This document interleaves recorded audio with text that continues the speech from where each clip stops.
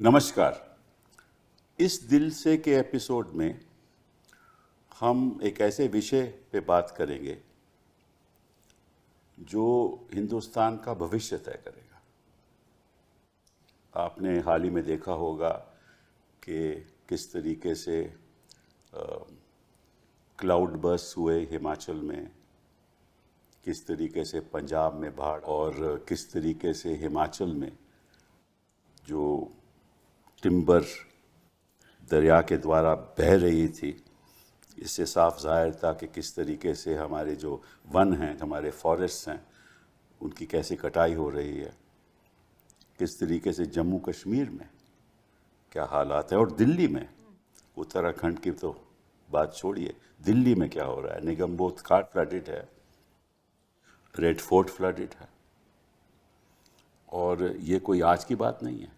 आप गुड़गांव में देखिए, वहाँ तो हमें या तो कोई मतलब कि तैर के आए या कोई नाव लेकर आए। ये तो हालत है हमारे इंफ्रास्ट्रक्चर की। हम बात करते हैं कि हम 6 लेन रोड बनाएंगे, 8 लेन रोड बनाएंगे, पहाड़ों में रोड बनाएंगे। ये नहीं मालूम कि जो हमारे हिमालय हैं बड़े फ्रेजाइल पहाड़ हैं, नाजुक हैं। टनलिंग करोगे तो निश्चित रूप से उसका प्रभाव भी पड़ता है। और जो असल इंफ्रास्ट्रक्चर है, जो आम आदमी के लिए बहुत ज़रूरी है, ड्रेनेज सही होनी चाहिए। जिस तरह से मकान बन रहे हैं, कंस्ट्रक्शन हो रही है, जिस तरह से पहाड़ों में कंस्ट्रक्शन हो रही है, मतलब कि जो प्रकृति है, अगर प्रकृति के साथ अन्याय करोगे, प्रकृति भी आपको सबक सिखाएगी। ये हम देख रहे हैं। और आपको मालूम है कि कई साल हो गए हम नमामि गंगा की बात करते हैं। 20,000 करोड़ खर्च हो गए, लेकिन आज तक कुछ नहीं हुआ। और एक दिन में मेरे ख्याल कई मिलियन सीवेज पानी में जाता है और केवल 28% उसकी ट्रीटमेंट होती है। तो हम जा कहाँ रहे हैं? जो पानी हम पी रहे हैं वही पानी फसलों में जाता है, वही फसल हम खाते हैं वो भी टॉक्सिक है। कैंसर बढ़ रहा है, इसका स्वास्थ्य पे बड़ा नुकसान है। तो हिंदुस्तान के जो सरकारें हैं वो नहीं समझती कि जब तक इस इंफ्रास्ट्रक्चर को आप सही नहीं करोगे, आप जीडीपी की कितनी भी बात कर लो, कुछ सुधार नहीं होने वाला।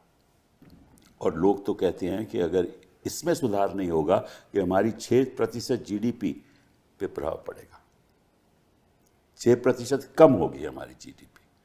तो इस बारे में हम आज चर्चा करने वाले हैं, क्योंकि ऐसा ये टॉपिक है जिस पे चर्चा करना ज़रूरी है। और मैं समझता हूँ कि हमें बेबाक तरीके से चर्चा करनी चाहिए, ताकि जो सत्ता में बैठे लोग होंगे उनको ये पता चले कि आप ध्यान इन चीज़ों पे दीजिए। इंफ्रास्ट्रक्चर बनाना है तो ऐसा बनाइए कि हम प्रकृति के साथ मिलजुल कर रह सकें। तो इसलिए ऐसे 3 लोग हमारे साथ आज हैं और उनका बड़ा योगदान रहा है इस विषय में। लवासा साहब, बहुत बहुत धन्यवाद आपका आने का। आप in fact civil aviation, environment, forest and climate change के सेक्रेटरी भी रह चुके हैं, फिनेंस सेक्रेटरी भी रह चुके हैं। लेकिन आज के दिन हम चर्चा करेंगे प्रदूषण के बारे में। और उसके बाद अब एडीबी गए, एडीबी आप 2023 तक वहाँ। और so thank you very much doctor Ghosh. मैं आपका जो बायोडाटा देख रहा था, मैं सोच रहा था कि भाई इतनी छोटी उम्र में इतना आदमी क्या क्या नहीं कर सकता है। एमफिल, डीफिल ऑक्सफर्ड से, और 2 डेकेड का एक्सपीरियंस रहा है। 54 कंट्रीज़ के साथ आपने काम किया है इसके बारे में। आप एक पब्लिक पॉलिसी एक्सपर्ट हो, ऑथर हो, कॉलमनिस्ट हो, सुना है आप कुकिंग भी करते हो और इंस्टीट्यूशन बिल्डर हो। And you are the CEO and founder of CEEW, that is council for on energy, environment and water. और आपने UNDP के साथ भी काम किया है। और COP30 में you are going to represent the South Asian region in COP30 in November in Brazil जो होने वाली है। तो thank you very much for being here. I am sure you will give us some insights कि सरकारें क्या सोचती हैं, कि सरकारों को करना क्या चाहिए। सुनीता जी, आपका नाम हिंदुस्तान में कोई ऐसा शख्स नहीं जानता। नहीं, ऐसी बात नहीं, बात सही है, क्योंकि आप ये लड़ाई 80 से लड़ रही हैं, आज के दिन नहीं की, आज बहुत दिन हो गए। You are the now I think Director General of the Center for Science and Environment. और आपने अनिल अग्रवाल के साथ बड़े काम किए इसी के बारे में। आप लिखती रहती हैं और आपको चमेली देवी जैन अवार्ड भी मिला था for outstanding media women media person for bringing environment issues to the mainstream. 2005 में आपको पद्मश्री मिला और आपको स्टॉकहोम वाटर प्राइज़ मिला 2005 में, and the Prince Albert II of Monaco foundation award. मतलब कि और खास साथ साथ में टाइम मैगजीन ने कहा कि अगर सबसे जो 100 मोस्ट इन्फ्लुएंशियल लोग हैं उनमें से आप एक हैं। तो बहुत बहुत धन्यवाद आपका। आप लिखती भी बहुत हैं, आपकी किताबें भी लोग पढ़ते हैं, तो thank you very much. Lavasa साहब आपसे शुरू करते हैं। आप एनवायरनमेंट सेक्रेटरी रहे और आप लीडर भी रहे COP 15 पेरिस एग्रीमेंट 21 में, पेरिस एग्रीमेंट 2015 में था ना वो पेरिस COP 21, आप लीडर भी रहे। तो अंतर्राष्ट्रीय स्तर पर तो मुझे कुछ खास लगता नहीं हो रहा है, लेकिन हम तो कुछ करें अपने लिए। क्या कर रहे हैं, क्या नहीं करें, आप बताइए हमें। तो देखिए, अगर इस वार्तालाप का जो संदर्भ है वो मुझे लगता है कि आजकल जो घमासान बारिश हुई है और उससे जो परेशानियां रूरल एरिया में, अर्बन एरिया में, दोनों में जो हुई है, तो इस संदर्भ में ये विषय और भी ज़्यादा मौजूद हो गया है। क्लाइमेट चेंज अपने आप में एक बहुत बड़ा विषय है, तो मैं उसकी बारीकियों में और उसके अलग अलग पहलू हैं उसमें मैं नहीं जाता, लेकिन दो चीज़ मैं आपसे बुनियादी रूप से कहना चाहता हूँ। पर एक बुनियादी बात है और एक व्यावहारिक बात, कि जो हमारा बुनियादी प्रश्न ये है कि अगर आप कल्पना करें कि जब इंसान नहीं थे लेकिन पहाड़ तब भी थे, नदियाँ तब भी थी, समुंदर भी था, पानी था, धरती थी, सब चीज़ें थी। तो ये जो नेचुरल फिनोमेना है बारिश का और पानी ऊंचाई से निचाई तक बहने का, तो इसमें धीरे धीरे जब ह्यूमन सेटलमेंट्स आने शुरू हुई, इसने व्यवधान पैदा शुरू किए और इस व्यवधान का नतीजा है जो हम आज भुगत रहे हैं। पहले के ज़माने में जब अर्बनाइजेशन इतना नहीं हुआ था तो लोग सेटलमेंट जो थे वो थोड़ी ऊंचाई पे बनाते थे, और आपको ये जान के शायद ताज्जुब हो कि ब्रिटिश राज के दौरान भी सारे ज़िलों में, जैसे हमने हरियाणा में काम किया है, तो एक फ्लड कंट्रोल ऑर्डर था, फ्लड कंट्रोल मैनुअल बनते थे। अच्छा। और पुराने, आज से 100-150 साल पुराने फ्लड कंट्रोल मैनुअल्स हैं। तो कहाँ कहाँ पानी आपके आबादी को डिस्टर्ब कर सकता है, बारिश का या बाढ़ का पानी, उससे आप कैसे बचें, एक तो ये चीज़ है। आजकल ये नहीं है। नहीं, ये है, अभी है, अभी भी है। और बाकायदा उसमें नॉर्म्स हैं कि कब आप इंस्पेक्ट करेंगे फ्लड प्रोटेक्शन वर्क्स की और उसकी रख रखाव कैसे होगी, वो एक अलग पहलू है। लेकिन इसके अलावा जो दूसरा जो व्यवहारिक दृष्टिकोण है वो मैं आपके सामने रखना चाहता हूँ, और मुझे लगता है कि वो एक जड़ है कि हमारा जो नज़रिया है नदी की तरफ, वो बड़ा यूटिलिटेरियन नज़रिया है। लोग ये समझते हैं, और लोग का मतलब है सब लोग शामिल हैं, कि नदी का मतलब है पानी और सैंड। करेक्ट। लेकिन अगर आप सिर्फ पानी और सैंड को देखें तो इसका मतलब ये है कि जो पूरा सिस्टम है नदी का, उसको आप इग्नोर कर रहे हैं।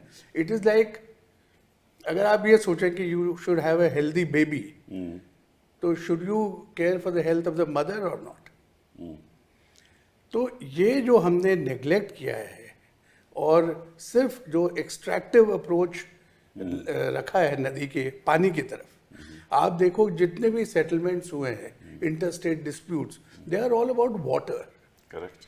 None of the agreements or treaties which have been reached, they talk about how to maintain the ecological system of the river.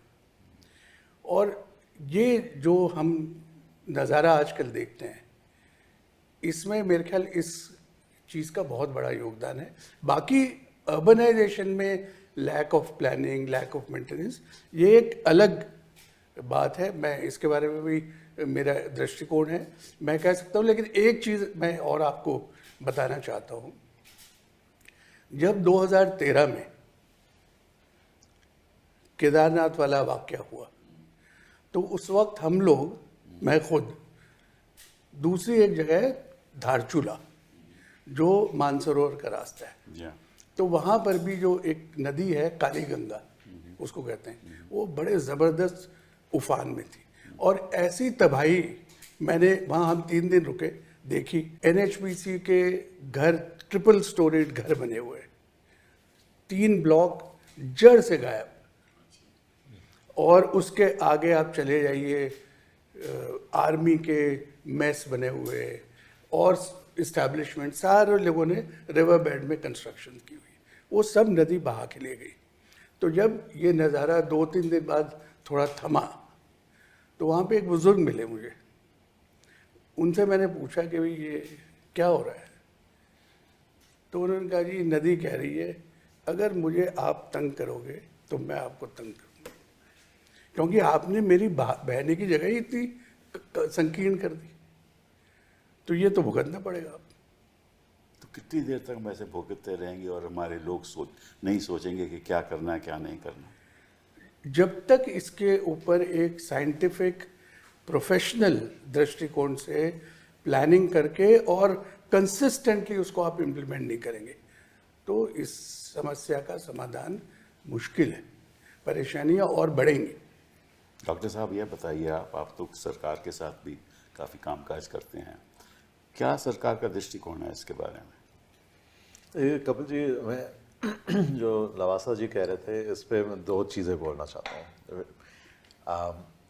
ये जो साइंटिफिक अप्रोच चाहिए, इट इज़ नॉट कि अब तक साइंटिफिक अप्रोच लिया नहीं गया है इंडिया में, लेकिन वो एक इंजीनियरिंग अप्रोच है।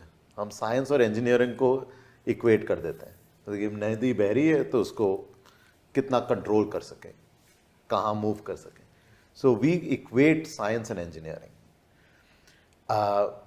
अभी जो लवासा जी कह रहे थे, नदी केवल पानी नहीं है, पानी केवल नीला पानी नहीं होता है, जैसे ब्लू वाटर होता है। हम पानी सोचते हैं, हम सोचते हैं एक लेक होएगा, एक नदी होएगी। ग्रीन वाटर जो हमारे सॉइल्स में होता है, हमारे वेजिटेशन में होता है, फॉरेस्ट में होता है, वो बनता है स्पंज, वो बनता है एक हाइड्रोलॉजिकल साइकिल, उससे ग्राउंड वाटर रिचार्ज होता है। अगर हम वो ग्रीन वाटर पे फोकस ना करें और सिर्फ ये ओवर इंजीनियर्ड सॉल्यूशंस की तरफ जाएं, तो ये प्रॉब्लम्स कंपाउंड होते रहेंगे। इसकी तरफ क्या हो रहा है? एक जो चीज़ है कि जलवायु परिवर्तन जो हमारा अपना this rampant urbanisation, unplanned urbanisation को और भी प्रॉब्लमैटिक बना देगा। मेरे संस्थान ने ये रिसर्च किया है कि भारत में जो 4,500 जैसे तहसील हैं, पिछले दशक में 64% तहसीलों में हेवी रेनफॉल डेज बढ़ चुके हैं कंपेयर टू प्रीवियस 30 इयर्स। तो ऑलरेडी जो प्रॉब्लम था वो और भी बढ़ जाएगा। हम न्यूज़ में पढ़ते हैं एक्सट्रीम वेदर हो गया, ये एक्सट्रीम वेदर नहीं है, जो कल एक्सट्रीम था वो आज नॉर्मल बन चुका है, जो आज एक्सट्रीम है वो परसों नॉर्मल बन जाएगा। तो हमें ये सोचना पड़ेगा कि एक हम साइंटिफिक अप्रोच को कैसे लें, green water, blue water, forestry, vegetation, soils, इन सबको कैसे हम समझें और उसके बेसिस पे प्लान्स बनाएं। और दूसरा, हम कैसे एंटिसिपेट करें कि किस टाइप के प्रभाव आएंगे। ये दोनों चीज जब तक नहीं होंगे, हम जितना भी बनाएं, भारत में पिछले कुछ 20-25 साल में जो बिल्ट अप एरिया है वो 30% बढ़ा है, कुछ 25 लाख हेक्टेयर, और वो बनता रहेगा बिकॉज वी विल अर्बनाइज। तो आपका इंफ्रास्ट्रक्चर तो चेंज हुआ नहीं ना? किस टाइप का इंफ्रास्ट्रक्चर हम बनाएं? अरे ड्रेनेज का इंफ्रास्ट्रक्चर, ड्रेनेज का ड्रेन्स भी सुनीता जी अभी शायद बताएंगी। ड्रेन्स भी, स्टॉर्म वाटर ड्रेन्स के लिए आपको जगह छोड़ना पड़ेगा। स्टॉर्म वाटर ड्रेन्स और सूअरेज को अगर आप मिक्स करें, उसमें अगर आप मलबा डालते रहें, तो वो फिर कैसे वो ड्रेन के हिसाब से नहीं काम करेगा। So we are constantly thinking कि ये एक प्रॉब्लम हुआ, उस प्रॉब्लम को एक रेस्पॉन्स मेजर आ गया, disaster response. We have to look at disaster mitigation. उसके लिए वी हैव टू एंटिसिपेट। अभी तक नहीं हुआ ना, पेपर पे होता है, कुछ जगह पे होता है, रियलिटी में नहीं हुआ। रियलिटी में नहीं हो तो रहा। मतलब कि हम ये देख रहे हैं और हमारी लापरवाही की वजह से हो रहा है। मैं आपको खुद बताऊं कि मैं 1980s या 90s में, अर्ली 90s में मैं वहाँ तीस्ता गया। इतनी सुंदर नदी थी, इतनी सुंदर, मतलब कि उसमें जान थी। अभी आज जाकर देखो, नदियाँ मर गई, नदियाँ मर गई। और जो कंस्ट्रक्शन हो रही है तीस्ता के इर्द गिर्द, वो ऐसी है कि the nadi is eating into the soil. नदी को परेशान करोगे तो नदी को परेशान और what is going to happen is that the buildings are going to collapse. बिल्कुल। वहाँ हमारे जो पॉलिटिशियंस हैं, हिंदुस्तान के पॉलिटिशियंस हैं, उनको भाई टेलीफोन करना पड़ता है कि यार इसका प्लान पास कर देना। ऐसे तो हमारी कंस्ट्रक्शन होती है। हाँ, और जितनी करप्शन इस सिस्टम में है, आई एम सॉरी टू से, मैं कहना चाहता हूँ, बिकॉज ये बात जनता को मालूम है, क्योंकि जनता खुद लोगों को पैसा देती है। जिस तरह से करप्शन के द्वारा कंस्ट्रक्शन होती है, कोई सिस्टम नहीं है, तो आप इसका हल हो ही नहीं सकता जब बुनियादी तौर पे इस पे चर्चा नहीं होगी। इसीलिए हमने ये प्रोग्राम किया। सुनीता जी, आप सबसे ज़्यादा जानकार है, आप बताइए। नहीं, मैं अरुणाबा और नहीं, आप लवासा जमीन साहब से, के आप सामने मैं इतना जानकार नहीं हूँ, मगर मैं इस सवाल को आज के सवाल से जोड़ना चाहती हूँ, क्योंकि आज जब हम बैठे हैं तो पंजाब के अंदर पूरी तरह से बाढ़ का प्रलय है। आप प्रलय जो बात होती है वो आज हम देख रहे हैं। हमने हिमाचल, जम्मू कश्मीर, उत्तरांचल में पिछले 4 महीने में, जून, जुलाई, अगस्त, 3 महीने में, कपिल जी जो आंकड़े हैं दिखाते हैं कि वहाँ पर वर्षा इतनी पड़ी है, इतनी हुई है। आप अगर हिमाचल ले लीजिए तो 3 महीने, जून, जुलाई, अगस्त, 90% दिन वहाँ वर्षा पड़ी है। और एक्सट्रीम और हैवी रेन, जब मैं एक्सट्रीम रेन की बात करती हूँ तो IMD कहता है कि वो होता है 204 मिलीमीटर से ज़्यादा वर्षा को वो एक्सट्रीमली हैवी रेन कहते हैं। अब आप सोच लीजिए, ये हिमालय है, दुनिया के सबसे कमजोर youngest mountain range, fragile mountain range, Jammu Kashmir, Himachal, Uttaranchal और पंजाब। अब इसके अंदर सवाल ये उठता है क्यों, और यही मुझे लगता है हम तीनों का मुद्दा है कि जलवायु परिवर्तन के कारण वर्षा का जो स्तर है वो बड़ा है, मगर जो हम नुकसान देख रहे हैं आज, वो एक तरह से तो जलवायु परिवर्तन के कारण है, मगर दूसरी तरह से जो भी हम कर रहे हैं, जिसको हम विकास कहते हैं, वो विकास नहीं है आज, वो विनाश है। मैं आपको कुछ आंकड़े देना चाहती हूँ ये जलवायु परिवर्तन को लेके, क्योंकि सवाल ये होता है कि हमारे यहाँ तो वर्षा ऑलवेज होती है, बाढ़ हर बार आती है, तो आप क्यों कह रही हैं कि ये जलवायु परिवर्तन के कारण है। तो 3 चीजें हुई हैं पिछले इस सीजन में कपिल जी, जो समझनी जरूरी है। एक, हमारे यहाँ वर्षा ज्यादा पड़ेगी, ये हम जानते हैं जलवायु परिवर्तन के कारण। बिल्कुल। एक्सट्रीम रेन ज्यादा होगी। अभी अरुणाबा जी ने कहा किस तरह से हर तालुका में ज्यादा वर्षा पड़ रही है, ये तो है। दूसरा, अगर आप इस सीजन को देखें तो 18 वेस्टर्न डिस्टर्बेंसेस आए हैं। 18। क्यों? क्योंकि वेस्टर्न डिस्टर्बेंस पहले इस सीजन में नहीं आते थे, वो विंटर में आते थे। इस साल क्यों आए हैं? क्योंकि वेस्टर्न डिस्टर्बेंस लिंक्ड है आर्टिक से, और आर्टिक की वार्मिंग के कारण जो पोलर जेट स्ट्रीम है वो वीकन हो रहा है, तो आपका जो वेस्टर्न डिस्टर्बेंस है वो डिस्टेबलाइज होता जा रहा है। ये जलवायु परिवर्तन के कारण है। तीसरी चीज कपिल जी जो आज समझ में नहीं आ रही है किसी को भी, कि पहले अरेबियन सी से जो विंड्स आती थी वो इस सीजन में नहीं आती थी, अब यहाँ से आ रही हैं। तो एक तरफ से बे ऑफ बंगाल, दूसरी तरफ से अरेबियन सी, और ऊपर जाके मिलके, और जैसे मैं कहती हूँ भगवान कह रहे हैं ऊपर कि अब बहुत हो गया, मैं दिखा दूंगा। इसी को क्लाउड बर्स्ट कहते हैं, जिसको क्लाउड बर्स्ट नहीं, एक्सट्रीम रेन भी हो रही है। मगर मेरा सवाल यह है कि एक तरफ से तो जलवायु परिवर्तन के कारण ये एक्सट्रीम रेन हो रही है, मगर दूसरी तरफ हम क्या कर रहे हैं? हम पूरे हिमालय के अंदर जिस तरह से ब्लास्टिंग कर रहे हैं, जिस तरह से हाइड्रो इलेक्ट्रिक प्लांट बना रहे हैं, बैक टू बैक ऊर्जा की जरूरत है, हाइड्रो इलेक्ट्रिसिटी चाहिए, पर क्या आप बैक टू बैक प्लांट बनाएंगे? आप सड़कें ऐसे बनाएंगे जिसमें आप सोचते भी नहीं है कि ये सीस्मिक एरिया है।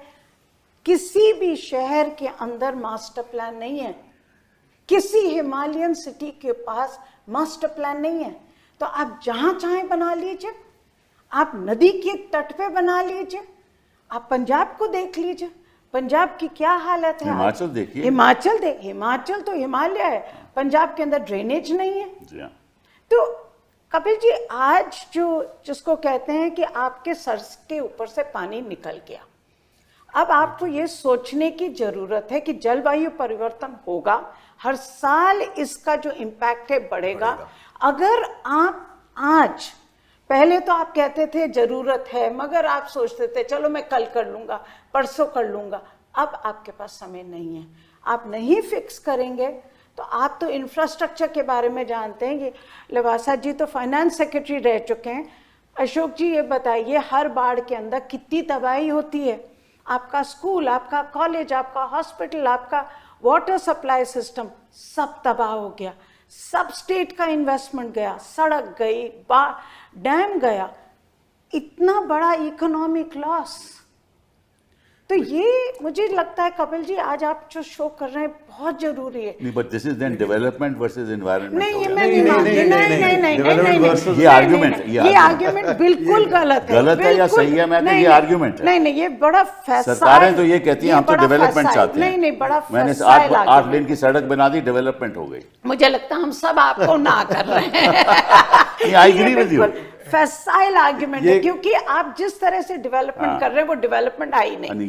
ये बड़ा आसान तरीका है कि आप एनवायरनमेंट को नेग्लेक्ट करें। अगर आप ये कहते हैं कि उनमें कॉन्फ्लिक्ट है, लेकिन जो बात सुनीता जी ने कही, एक्सट्रीमिटीज ऑफ वेदर और क्लाइमेट चेंज, तो ये है, nobody can wish it away, और ये रहेगा जब तक कोई बहुत अमूल चूक परिवर्तन ना हो। लेकिन ये बात अलग है। मैं आपसे ये कहता हूँ कि कई शहर ऐसे हैं जिनका इंफ्रास्ट्रक्चर इवन नॉर्मल रेंज को हैंडल करने के लिए काफ़ी नहीं है। तो अगर ये अभूतपूर्व बारिश वगैरह ना हो और क्लाइमेट चेंज का जो प्रकोप है वो ना हो, तब भी हमको ये सवाल पूछना है कि क्या हमारा इंफ्रास्ट्रक्चर इस तरह से डिज़ाइन किया गया है, इस तरह से प्लान किया गया है और इस तरह से काम करता है। अगर कहीं बना भी हुआ है तो क्या वो इस तरह से काम करता है कि इन प्रॉब्लम्स को वो झेल सके। 3-4 चीज़ें मैं आपको बताता हूँ। आप भी दिल्ली में रहते हैं, हम पढ़ते थे 70s में, तब भी मिंटो ब्रिज के नीचे पानी भरता था। बिल्कुल, बिल्कुल। तब climate change was not in fashion. Problem रही होगी लेकिन इसके बारे में बात कोई नहीं करता था। आज भी वो मिंटो ब्रिज भरता है। और जो इनकंसिस्टेंसी और lack of cohesion in government working, और इसका एक मैं आपको बड़ा इंटरेस्टिंग उदाहरण देता हूँ। हरियाणा में भिवानी ज़िले में एक प्रोग्राम चलता था, desert development programme, drought prone area programme. ये 2 प्रोग्राम वहाँ चलते थे। तो उसमें ये, क्योंकि उस वक्त advance of Thar desert was considered to be a problem, advancement Haryana की तरफ थार डेजर्ट बढ़ रहा। तो वहाँ की तोशाम की पहाड़ियों में या और इलाके की पहाड़ियों में सॉइल कंजर्वेशन के प्रोजेक्ट्स चलते थे। करोड़ों रुपए सरकार खर्च करती थी, गली बंडिंग, कंटूर बंडिंग, गली प्लगिंग, अफॉरेस्टेशन। तो एक बार मैं वहाँ CO DRDA था, तो मैं वहाँ देखने गया कि भाई ये हरियाणा के लिए ये मशहूर था कि इतने पेड़ लगते हैं लेकिन पता नहीं बचते हैं या नहीं। तो हमने कहा चलो देख के आते हैं। उस पहाड़ी में फॉर्चुनेटली ये तीनों काम, कंटूर बंडिंग और गली प्लगिंग, एफॉरेस्टेशन, बहुत अच्छा हो रहा था। लेकिन उसी पहाड़ी में गवर्नमेंट ने माइनिंग लीज दे रखी थी। Same government, it is implementing on the one hand project to save the soil and the topography of that area, on the other hand you are doing mining.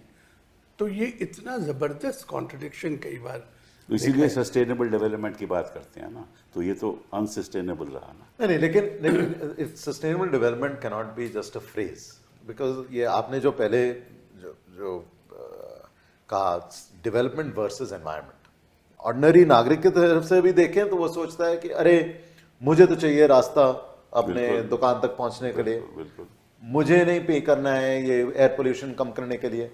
तो अगर आम नागरिक ही ना चाहे तो सरकार क्या करेगा? लेकिन हम ये इसका एक दूसरा जो पैराडाइम बन सकता है, जो ग्रीन इकोनॉमी सिर्फ सोलर एनर्जी नहीं है, ग्रीन इकोनॉमी सिर्फ एफॉरेस्टेशन नहीं है। Green economy means the economy has to be green. मतलब कि आपको देखना पड़ेगा कि आप जो जीडीपी आप करते हैं, जो consumption expenditure, government expenditure, investment expenditure, हर चीज में आप सस्टेनेबिलिटी ला रहे हैं कि नहीं, उससे आपका वैल्यू एडिशन बढ़ रहा है कि नहीं, आपके जॉब्स बढ़ रहे हैं कि नहीं, जीडीपी बढ़ रहा है कि नहीं। And report after report, study after study is showing कि ये नॉट ओनली पॉसिबल है लेकिन हो रहे हैं। लेकिन जैसे कहते हैं पॉकेट्स में, अभी तो वो पॉकेट हमें नहीं अब तक दिखी हो रहे होंगे, जरूर हो रहे होंगे। नहीं, बट कपिल, आई थिंक सवाल ये है आपकी, आप कुछ अब मुझे नहीं लगता कि किसी के पास चॉइस है। आप गुरुग्राम ले लीजिए, बिल्कुल गुरुग्राम, अशोक जी तो वहाँ रहते भी हैं तो वो जानते हैं कि क्या हकीकत है वहाँ की।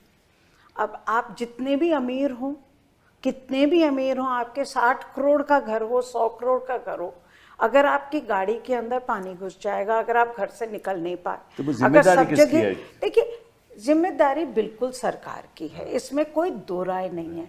सवाल यह है कि हमारा सिस्टम कहाँ फेल कर रहा है। इसमें मैं दो चीजें कहूंगी, और कपिल आप तो लॉयर हैं और मैं आपकी तरह इसके अंदर इशारा करूंगी कि सबसे बड़ी जो कमी रही है हमारे सिस्टम में कोई डेटरेंस नहीं है आज, ठीक है।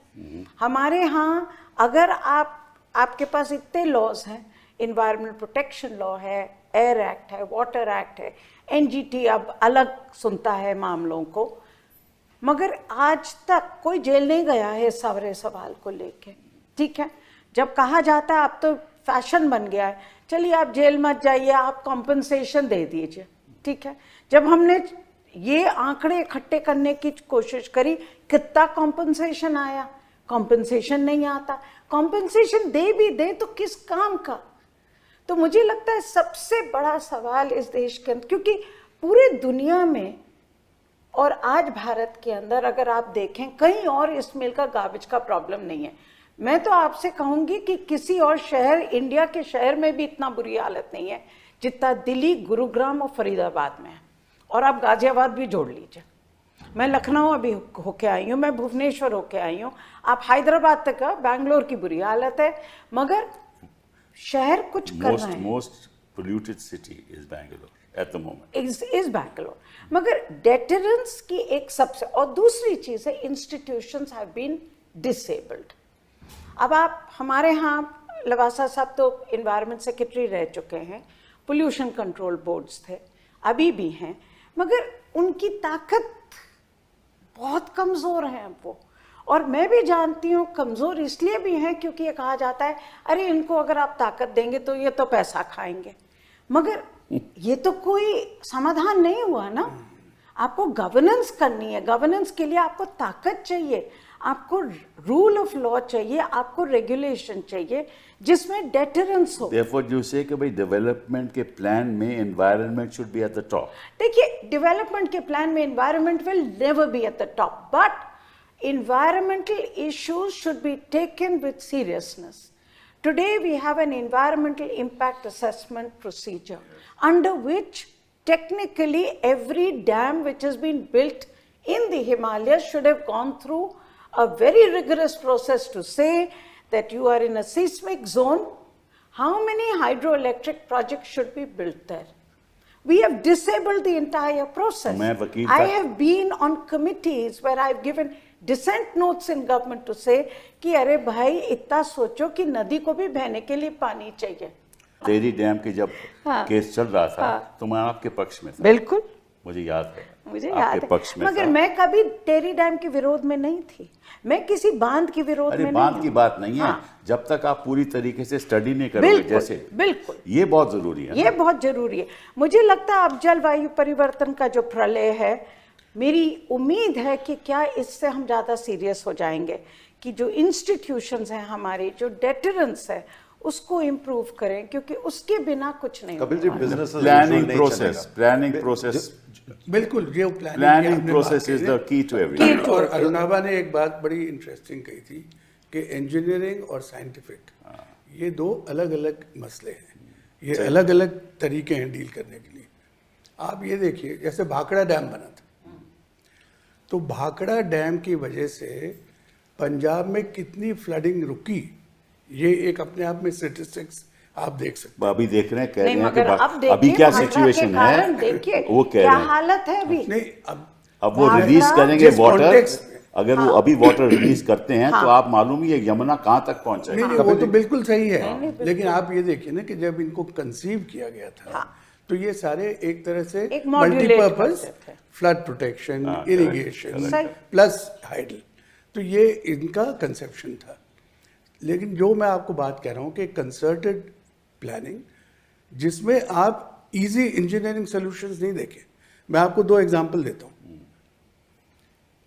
कभी जो पुराना NH8 है, इस पर आप ड्राइव करके जयपुर की तरफ जाएं तो रेवाड़ी के बाद एक मसानी बराज आता है,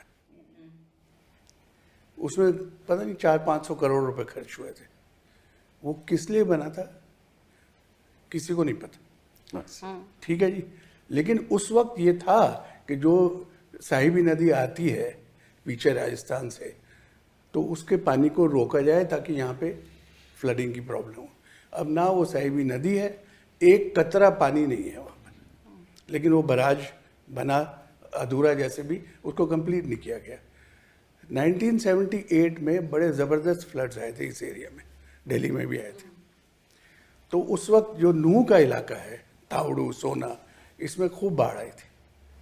तो उस वक्त सरकार ने कहा कि भाई यहाँ पे ऐसा इंतज़ाम कीजिए ताकि बाढ़ का पानी बिल्कुल ना रुके। तो वहाँ उजीना डाइवर्जन ड्रेन एक बनाया गया। It is such a huge drain. Today if you go and for the last 40 years absolutely, because आपने पानी डाइवर्ट कर दिया ना। कपिल जी देखिए, हम सब यहाँ फ्रस्ट्रेटेड हैं, तो अब क्या करें इसके बारे में? दैट इंडिया में प्लान्स बनते हैं, प्लान्स फिर इम्प्लीमेंट नहीं होते हैं ठीक से, फिर इम्प्लीमेंटेशन नहीं ठीक हुआ तो जो सुनीता जी कह रही थी, फिर एनफोर्समेंट नहीं होता है, रेगुलेटरी अथॉरिटीज़ के पास पावर नहीं होता है, तो आगे हम क्या करें? इंडिया का इंफ्रास्ट्रक्चर बनता रहेगा।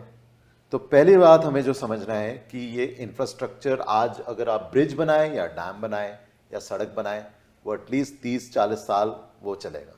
वो 30-40 साल का प्लानिंग चाहिए, 10 साल का प्लानिंग नहीं चाहिए। क्योंकि अभी हमारा जो मॉडल है फाइनेंसिंग का, बिल्ड ऑपरेट ट्रांसफर या कुछ भी आप हाइब्रिड एन्युटी प्लान ले लीजिए, बेसिकली आपका इन्वेस्टमेंट रिटर्न आ रहा है 10 साल में, 15 साल में, ये PPP बन गया।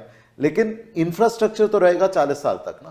तो प्लान में ये होना है, बनना पड़ेगा, और उसका फाइनेंसिंग भी ऐसा ही बनना पड़ेगा कि ये 40 साल तक इस पे क्या जलवायु परिवर्तन का प्रभाव आएगा। ये नंबर 1।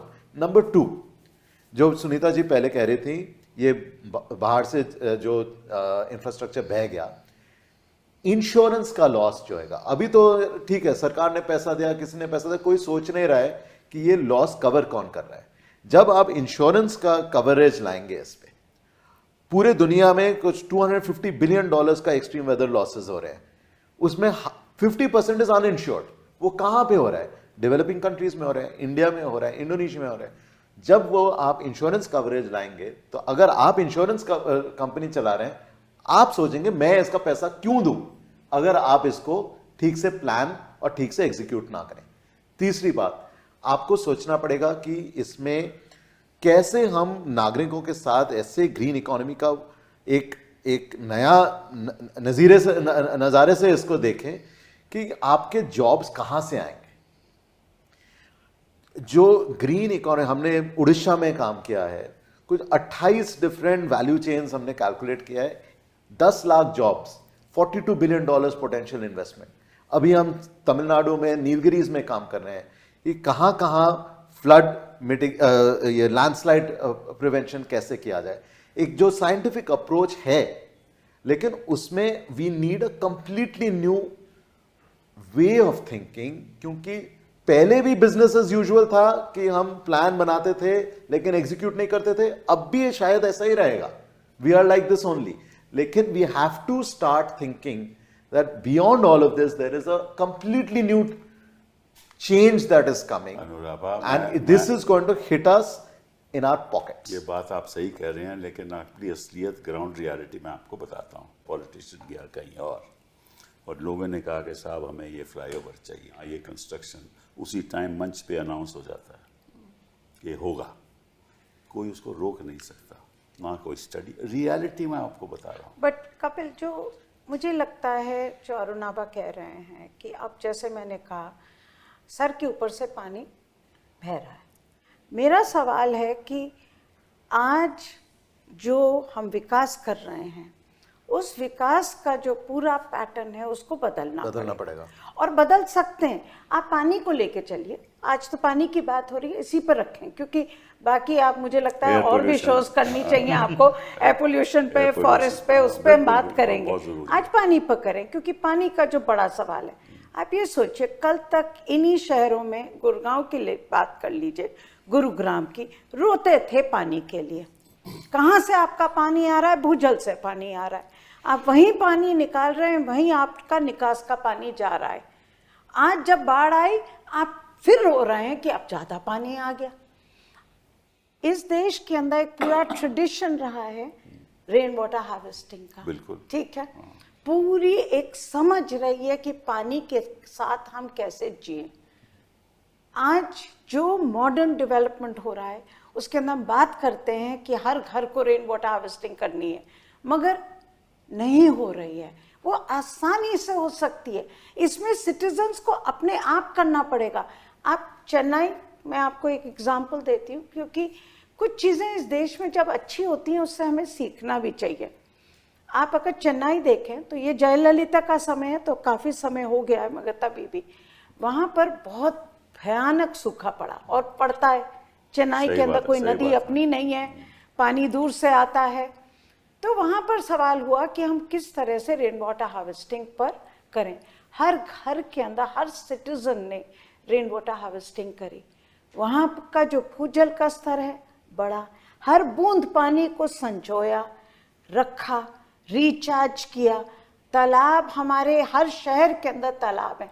आपने बेंगलुरु की बात करी, बेंगलुरु का अगर आप नक्शा देखें तो एक तालाब दूसरे तालाब से जुड़ा हुआ है। बिल्कुल सही। ठीक है। आज उन तालाबों के अंदर सारा निकास का पानी जाता है, इंडस्ट्रियल वेस्ट जाता है। हमने जो उसका आगोर है, जो कैचमेंट है, उसको हमने खत्म कर दिया।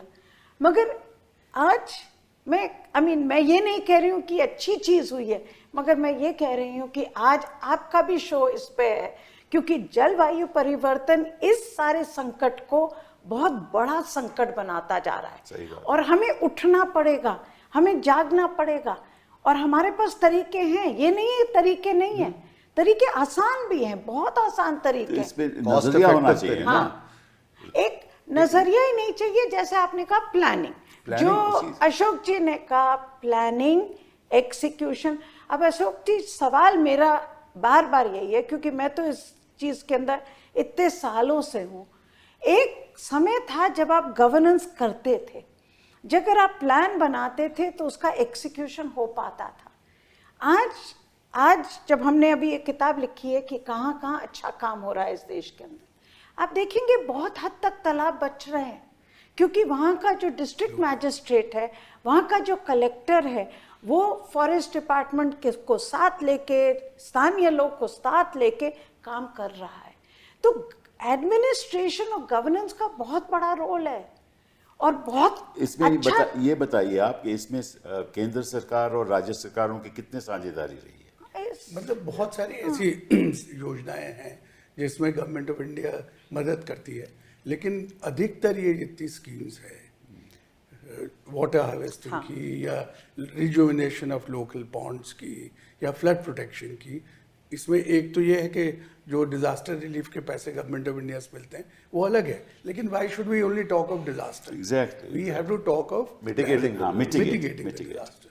तो उसमें मुझे नहीं लगता कपिल साहब के resources is not the main issue, it's not the main issue. एक तो मुझे लगता है कि हमारा जो सोचने का तरीका है राजनीतिक एज वेल एज ब्यूरोक्रेटिक, हम अपनी डेवलपमेंट को कितना सस्ता बनाना चाहते हैं, ये एक दृष्टिकोण का और एक मतलब कंसेप्चुअल इशू है। अगर आप ये सोचें कि नहीं इस स्टैंडर्ड से भी कॉम्प्रोमाइज़ कर लेते हैं, एनवायरनमेंट स्टैंडर्ड से भी कॉम्प्रोमाइज़ कर लेते हैं अक्सर ताकि होता है। लोगों को सस्ती चीज़ें मिले, तो ये थोड़ा हमको बदलना पड़ेगा, क्योंकि इन द लॉन्ग रन लोग भी नहीं चाहते कि सस्ता लेके और परेशानियों में पड़ जाए। तो क्यों नहीं इन चीज़ों की इनिशियल स्टेज पर, प्लानिंग के स्टेज पर, and I am only talking of the issue of planning. आप देखिए गुड़गांव को देखिए कि जो उसके नेचुरल जितने कंटूर्स थे, सोना की पहाड़ी से जो पानी बहता था, उसके पूरे पानी के रास्ते में आपने बड़ी बड़ी इमारतें और कॉलोनीज को बना दी। मगर आज भी आप, सॉरी अरुणाबा, बस इस पॉइंट पे मैं कहना चाहूंगी कि अशोक जी ये कोई इरिवर्सिबल नहीं है, इसको आप कर सकते हैं।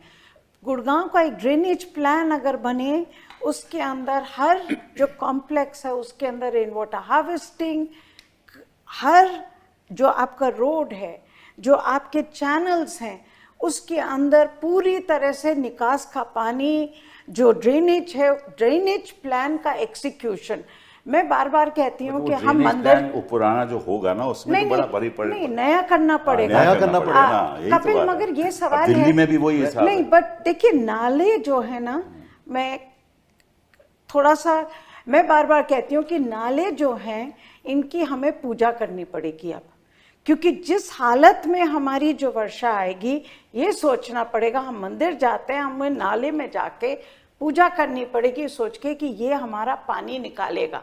और पानी, निकास का पानी के लिए जो इंतज़ाम था, इस देश में बहुत तकनीक इस्तेमाल होते थे, बहुत समझ थी। आप किसी भी गांव में चले जाइए, आज भी चले जाइए, तो वो जानते हैं पानी को कैसे संजोना है। सॉरी आप कुछ कह रहे थे। दो एक तो मैं सहमत हूं, क्योंकि बिफोर वी थिंक कि एक और ड्रेन, मतलब कि एक और पाइपलाइन लगाना है, पाइपलाइन नहीं, हमें storm water drains, natural contour जो है उनको कैपिटलाइज करना पड़ेगा और नया प्लान बनाना पड़ेगा। मैं दो उदाहरण देना चाहता हूँ।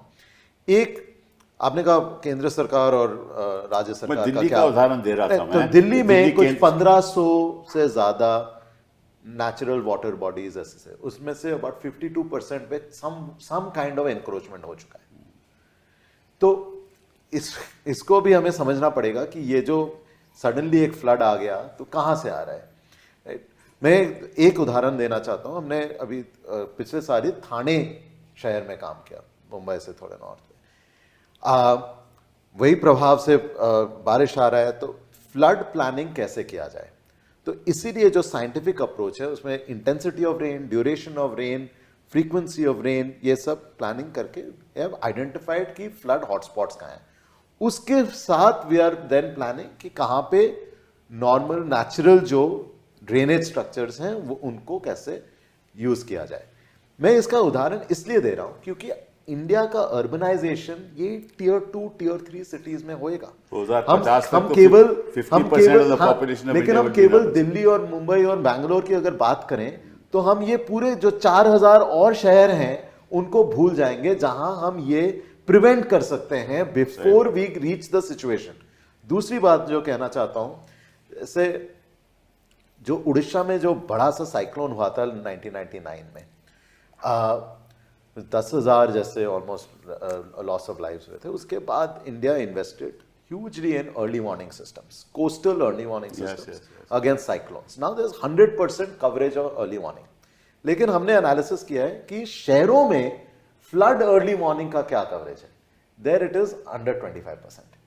तो ये जो आम नागरिक को समझना पड़ेगा, ये जो loss of life, loss of livelihood, loss of asset, loss of income, ये आप पे जब प्रभाव करेगा तब एक केंद्रीय सरकार का जो रेस्पॉन्स है, राज्य सरकार और शहरी सरकार का, this has to be an integrated approach along with the citizen. आज सिटीजन नहीं मांग रहा है ये चीजें, द सिटीजन इज फ्रस्ट्रेटेड, लेकिन अगर सिटीजन को कहे आप थोड़ा 5% एक्स्ट्रा देंगे अपने फ्लैट के लिए ताकि वो फ्लैट कभी ना डूबे, राइट?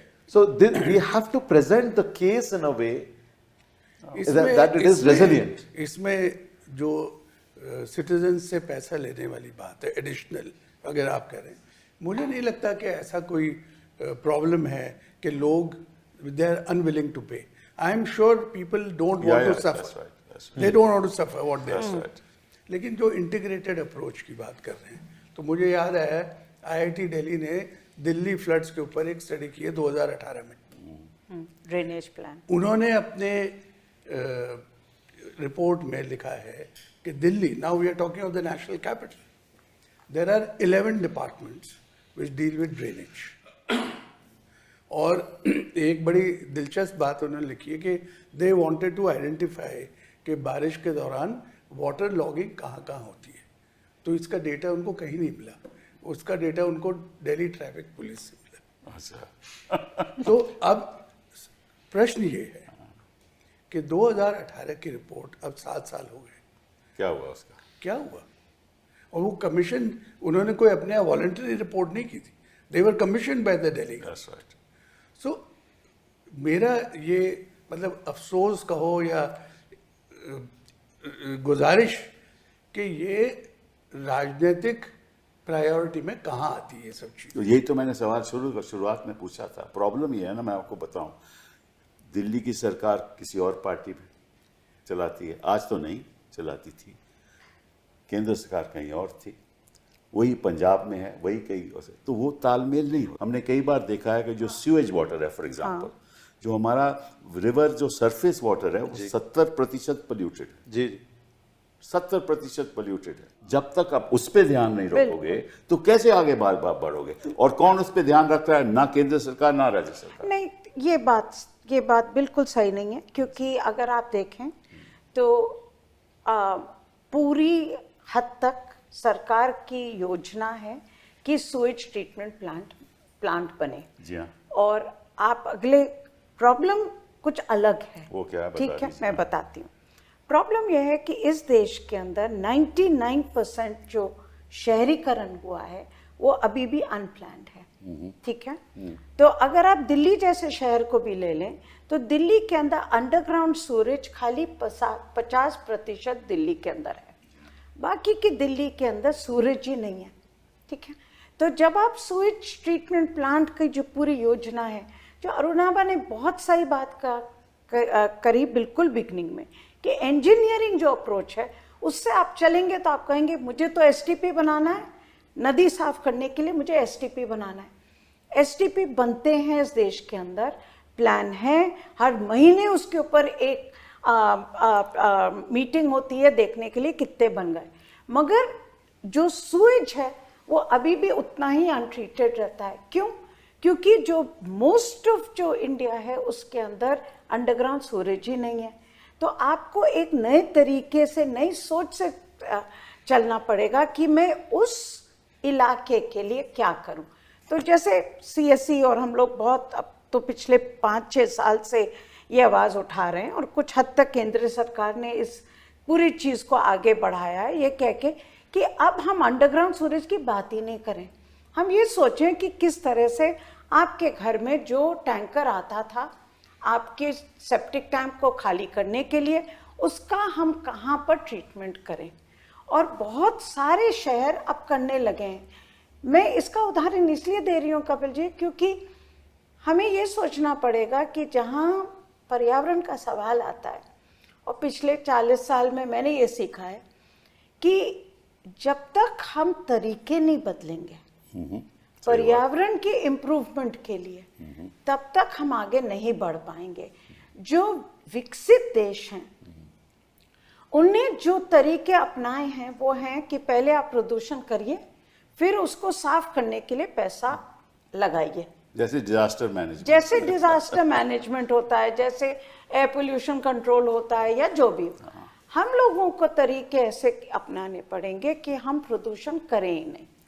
और अगर प्रदूषण है, जैसे हमने गंदे पानी, निकास के पानी की बात करी, सूएज की बात करी, तो हम उस सूएज के पानी को किस तरह से साफ करके फिर से हम धरती पे डाल सकें, नदी में नहीं, जिससे हम जो नाइट्रोजन और फास्फोरस है फिर से हम जमीन पे इस्तेमाल करें, किसान का फायदा हो। तो मैं उदाहरण इसलिए बार बार दे रही हूँ क्योंकि मुझे लगता है कि जो ये फ्रस्ट्रेशन है, ये फ्रस्ट्रेशन नहीं है, मेरा फ्रस्ट्रेशन नहीं है।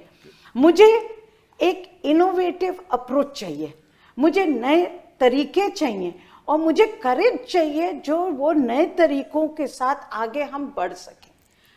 यही मुझे लगता है सबसे बड़ी कमी है।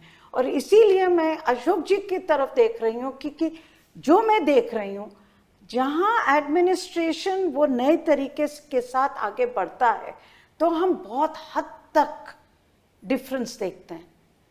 उड़ीसा के अंदर 5 साल में पूरे हर शहर के अंदर उनने FSTP बनाया, उनने कहा कि हम उनकी नदियां साफ हो गई हैं। यूपी के अंदर ये काम बढ़ रहा है। तो जहां काम एक नई तरीके से होता है, आप इंदौर की हम बार बार बात करते हैं, वो तो अपना गीला कचरा लेके गैस बना रहे हैं, अपनी गाड़ियां चला रहे हैं उसको लेके। इंदौर कोई बाहर का शहर नहीं है, हमारे देश का शहर है। अगर इंदौर कर सकता है तो बाकी के शहर क्यों नहीं कर सकते? तो बिल्कुल आपकी जो बात हाँ। है, मैं उसी को बार बार एम्फेसाइज कर रहा हूँ कि देखिए, ये ऐसी कोई समस्याएं नहीं है जहाँ अगर सरकार संकल्प कर ले कि भाई हमको इस प्रॉब्लम को डील करना है। जो एग्जाम्पल दिए, उड़ीसा का दिया, इंदौर का तमिलनाडु में देखो बहुत बहुत मतलब जहाँ महाराष्ट्र के कुछ लेकिन इसमें भी एक डिसेंट्रलाइज अप्रोच चाहिए, बहुत ज़रूरी है कि जहाँ जहाँ लोकल इनिशिएटिव्स हैं, और जैसा सुनीता जी कह रही है कि भाई बहुत सारा ट्रेडिशनल विजडम भी है हमारे यहाँ, जहाँ उन्होंने आखिर अभी जो जल शक्ति मिनिस्ट्री ने एक सेंसस किया था वाटर बॉडीज़ का, तो मुझे लगता है हिंदुस्तान में 24 लाख से ज़्यादा वाटर बॉडीज़ हैं। और बहुत पहले ये रिजुविनेशन ऑफ ट्रेडिशनल टैंक्स की स्कीम एक चली थी, उसमें भी बहुत अच्छा काम हुआ है।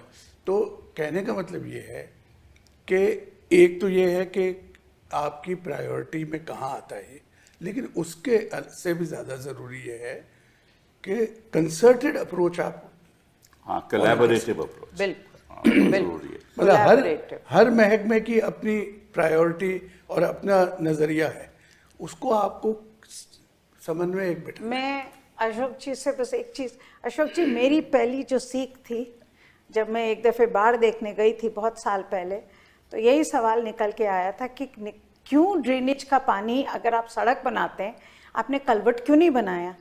आप जानते हैं कलवट का डिपार्टमेंट रोड डिपार्टमेंट से अलग है। तो आप ये सोच लीजिए, ये है हकीकत कि कलवट का डिपार्टमेंट और रोड का डिपार्टमेंट अलग है। आज जो प्रलय की स्थिति है उसके अंदर आपके पास कोई रास्ता नहीं है, आपको एक ही तरीका अपनाना पड़ेगा कि वो कलवट डिपार्टमेंट और रोड डिपार्टमेंट एक बने और बात करें, और जब सड़क बने तो उसके साथ ये सोचें। आज जो पंजाब के अंदर हो रहा है कि सड़कें ऊपर हैं, फील्ड नीचे है, पानी बिल्कुल जम गया है, पानी निकालने का कोई रास्ता नहीं है, सड़कें ही बांध बन जाती है। बिल्कुल बांध बन या आप कॉन्ट्रैक्ट ऐसे बनाएंगे कि आपका सड़क 15 साल तक फ्लड नहीं करेगा, तब उसको डिजाइन करना ही पड़ेगा। वो डिपार्टमेंट से ये होता कहाँ है, ये तो आप बोल रहे हो ना। नहीं, ये अप्रोच होगा, बना लेंगे कोई। मैं इतना कहूंगी कि पेमेंट ही नहीं आया। Innovation, the whole point about payment हो सकता है। मैं तो you इतना structure your contracts in a way. Now assuming that payments No, flow no. like You this. see, we have to ask ourselves two things. Either we assume that suddenly government departments will start integrating, or we assume that we have to find a different way. Maybe we have to do both. But why We can't need more coordination among departments. Yes. आपके सामने But we बहुत also need At least different kinds of मैं incentives and आप तो disincentives. Frustrate नहीं हूँ, लेकिन मैं फ्रस्ट्रेटेड नहीं, हूँ। I have to admit Kapil मैं जी, फ्रस्ट्रेटेड इसलिए let हूँ me- कि मुझे मालूम है कि केंद्र सरकार जब तक इसको प्रायोरिटी नहीं रखेगी, और आज के दिन नहीं है। अगर मैं आपको बोलूं कि जो सुनीता जी कह रही थी कि ये जो सुएज है उसको कैसे रिट्रीट किया जाए डिसेंट्रलाइज्ड हिसाब से, केवल एसटीपी से नहीं, और उससे कहीं आप एनर्जी प्रोड्यूस कर रहे हैं, कहीं आप फर्टिलाइजर प्रोड्यूस कर रहे हैं, अगर मैं आपको कहूं ये कुछ 25-30 बिलियन डॉलर का मार्केट बन सकता है भारत में, तो जरूर आप बन क्या सकता करेंगे? है। तो करना दिस इज चाहिए नॉट ना। What we are not thinking about it this way, we correct. Are only thinking in a supply side way कि मेरे को आई नीड टू सी तो भाई यही तो मैं कह रहा हूं कि आपने कहा कि नई थिंकिंग होनी चाहिए, नए सोच होना चाहिए, आगे बढ़ना चाहिए, प्लानिंग प्रोसेस ठीक होना चाहिए, ठीक है ना, and environment should be part of the whole process itself. I agree, question is when will that happen? Well, I mean, Kapil, I've been at this for 40 years and definitely आप कहते हैं frustrated नहीं है, frustrated तो हम सब हैं, मगर सवाल यह है कि क्या frustration के साथ हम कोई उसका कोई समाधान है क्या? नहीं, कोई समाधान, ठीक है, ये सही बात है। फ्रस्ट्रेशन मुझे लगता है तभी होनी चाहिए जब हम गिव अप कर दें। हम कैसे गिव अप कर लें? मुझे आज भी उम्मीद दिखती है कपिल, जब मैं देखती हूँ कि काम हो रहा है नहीं, जमीन पर। सवाल यह है कि उस काम को हम किस तरह से एम्पलीफाई करें, उस काम को हम किस तरह से स्केल अप करें, क्योंकि आज इतना समय नहीं है कि हम कहें अरे ये तो बहुत अच्छा पायलट प्रोजेक्ट है। पायलट का टाइम खत्म हो गया, खत्म। हमें स्केल्ड अप अप्रोच चाहिए। हकीकत ये है कि ये जो नदियां हैं और ये they don't recognize geographical और political boundaries। तो एक रीजन जो है, जैसे दिल्ली के लिए भी है कि भाई रिवर बेसिन या कोई एयर शेड है, तो इस एयर शेड और वाटर शेड की प्लानिंग के लिए जरूरी नहीं है कि सिर्फ एक पॉलिटिकल एंटिटी रिस्पॉन्सिबल है, एक से ज्यादा हो सकती है। तो लेकिन जो निराशा है वो इस वजह से है, जैसे आप ये देखिए कि एनसीआर प्लानिंग बोर्ड ये किस लिए बना था? इसीलिए बना था कि भाई इस इलाके में उत्तर प्रदेश भी है, हरियाणा भी है, राजस्थान भी है, दिल्ली भी है, तो क्या इस एरिया की एक कंसर्टेड प्लान बन सकता है या नहीं बन सकता? अब आप देखिए कि एनसीआर प्लानिंग बोर्ड को कितने साल हो गए, 40-45 साल हो गए। Has the states allowed NCR planning board to operate the way it was conceived to operate? But it is not only the problem of the states.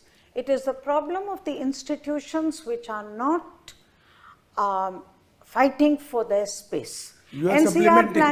NCR planning board के साथ मैंने काम किया था for public transport, कि हम किस तरह से बस का जो ट्रांसपोर्ट सिस्टम है हरियाणा, यूपी, दिल्ली के अंदर, क्योंकि हम भी जानते हैं जब तक यातायात के साधन नहीं बढ़ेंगे तब तक निजी गाड़ियों के कारण प्रदूषण बढ़ेगा। एनसीआर प्लानिंग बोर्ड ने बहुत अच्छा काम किया था, एक एमओयू भी साइन हुआ, स्टेट्स अग्री भी कर गए। मुझे लगता है इंस्टीट्यूशंस को अपनी जो स्पेस है, मैंने बहुत साल पहले एडमिनिस्ट्रेशन का रूल सीखा था कि हर इंस्टीट्यूशन को अपनी स्पेस प्रोटेक्ट करने की जरूरत है। सही बात कह रही हैं। और मुझे लगता है कि आज हमारी जो इंस्टीट्यूशंस की जो वीकनेस है, वो ही वीकनेस आज पर्यावरण की वीकनेस है। आप पर्यावरण को सही नहीं कर पाएंगे जब तक हमारी इंस्टीट्यूशंस स्ट्रांग नहीं होंगी, और हर इंस्टीट्यूशन के अंदर right to speak, right to work and right to protect their own space. I think, Sunita ji, with this is what, it's a very important signal, not just this issue, but every institution in this country को वो space मिलनी चाहिए, including the judiciary, the election commission, and all institutions in this country. जब तक वो अपनी आवाज नहीं उठाएंगे, तब तक कुछ नहीं होने वाला। हम frustrated ही रहेंगे, लेकिन आप नहीं हो, मैं तो हूँ इस समय हूँ, और of course we live on hope, और हम इसीलिए ये प्रोग्राम कर रहे हैं कि शायद no, but hope is not a strategy. Of course it is not. We are all working strategy has to be devised at the level of those who are going to plan, not at this level. And Kapil ji, कोई कुछ भी कहे, master planning is a sovereign function. Absolutely. Government has to do master planning. That's correct. And in doing so, it has to take the best professional advice. And not only that, it must assure that the financing that is required for this at the level of the taluka, at the level of the state level, at the decentralized level is provided. And that there is enforcement of the master plan. Absolutely, absolutely. And there's compliance Goes without with the saying. master plan. So that is So governance. that enforcement is also a sovereign. So let us pray and hope. We Thank will you. and Thank keep working. Keep working. Thank you. Thank you very much. Thank you.